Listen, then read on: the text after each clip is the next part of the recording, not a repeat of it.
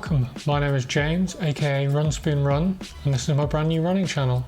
I'm a 33-year-old runner based here in Worcester in England, and I wanted to start this as a way to document my training and share my passion for running with other people. I'll be discussing my future running goals in an upcoming video, but for this first video I wanted to talk about how I went from someone who hadn't ran at all since school, literally not a step, to someone who ran 2:45 at Manchester Marathon this year. I started running in 2012, like a lot of people when they get towards the end of their 20s. I was starting to put on a little bit of extra weight, and I thought it was probably a good idea to start taking my health a bit more seriously then, rather than wait 10 years and sort of get to it when it's a bit too late. I've never been a sporty person. At school I wore glasses, I had asthma, I detested PE and did everything I could to get out of it. I used to beg my mum to write notes, and in fact for probably the last 2 years at school I didn't do PE at all because I realised the teachers had stopped asking me for the notes that I got my mum to write, so I just made up a long-term injury and didn't do any PE at all. Like a lot of other people, I started with the C25K program, where you begin sort of running and walking in a mix and gradually progress until you can run 5K non-stop. I completed that, and to mine and everyone else's amazement, I found I was really enjoying it. So I signed up for the Bupa 10K, which is a massive 10K race in the centre of London, and I ran that in May 2012, dipping just under 50 minutes, which was the goal I'd set myself. And from then on, I couldn't get enough of running. I followed the Bupa 10K up with the Royal Parks Half Marathon in October of that year. I'd set myself a goal of 1 hour 50, which I think was what 50-minute 10K roughly translated as, according to the calculators. But much to my amazement, I actually managed to run 1:45. And the feeling when I crossed the finish line, having beaten my goal by such a big step, was amazing. And I suppose in many ways I've been chasing that same feeling ever since then. I was now well and truly bitten by the running bug, but unfortunately, like a lot of people in that situation, I got a bit carried away, started doing too much too soon, and also made a foolish foray into minimal footwear.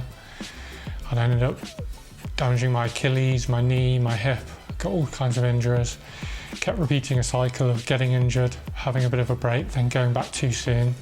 I ran a couple of races in 2013, but both of those were injured. And in fact, I didn't set a single PB during that year. However, in 2014, I managed to bounce back. I gradually started running again after taking, I think, a good month off. Slowly built myself back up, and then started to progress quite rapidly, managing to take in total about 7 minutes off my 10K. In 2015, I progressed up to the marathon. I ran Brighton and finished in a time of 3 hours 33, which I was over the moon with at the time, especially as my training had been a little bit disrupted. It was after Brighton that I started taking my running more seriously. I stepped up my mileage, stepped up the sessions I did.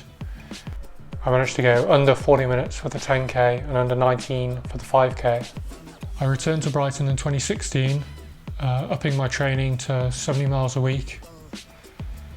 I'm running a much more consistent training block, and despite some stomach issues during the race, I managed to run 3 hours 12. I also went under 90 minutes for the first time in the half marathon that year, and after another block of training, ran Frankfurt Marathon in 3:02, running my first good for age time.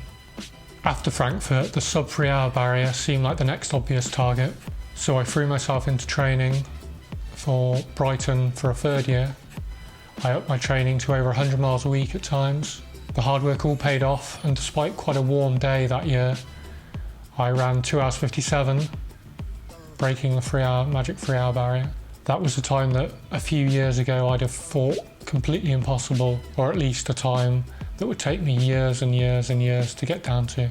Having run 3 marathons in the space of 18 months, I decided to take a break in the autumn of 2017 and concentrate on the shorter distances. However, as I'd seen so much success using high mileage, I continued running 100-mile weeks, and that worked really well, bringing my 10K time down to the low 36-minute mark, running 1:20 for the half, and getting my 5K down under 18 minutes. That brings us up to this year, After achieving my good for age goal, which gets you guaranteed entry into the London Marathon, my next big target was to run a championship time, which gets you into the championship start just behind the elites. The target for that is 2 hours 45, which I thought would probably take me a couple of years at least to work down to, but I was really motivated to try my hardest. I threw myself into high mileage training once more, hitting over 120 miles for a couple of weeks and averaging over 100 miles for the 10 weeks leading up to my taper. Manchester Marathon was a perfect day for running, very little wind and nice and cool, unlike today.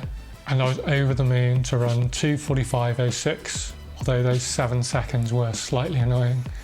I'll talk more about my goals for the rest of 2018 in my next video, but I think you can probably guess, given how much I missed out on the championship start by at Manchester, what my goal might be.